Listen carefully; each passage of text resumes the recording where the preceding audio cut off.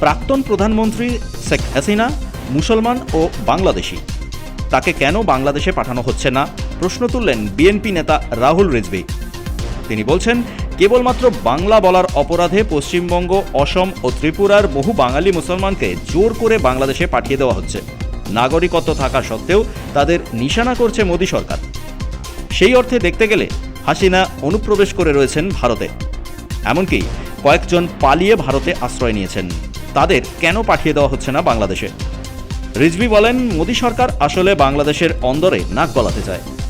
হাসিনা চলে যাওয়ায় নরেন্দ্র মোদীর সমস্যা বেড়েছে, যদিও এ নিয়ে এখনো পর্যন্ত দিল্লি কোনো প্রতিক্রিয়া জানায়নি। আগামী বছর নির্বাচন হবে বাংলাদেশে।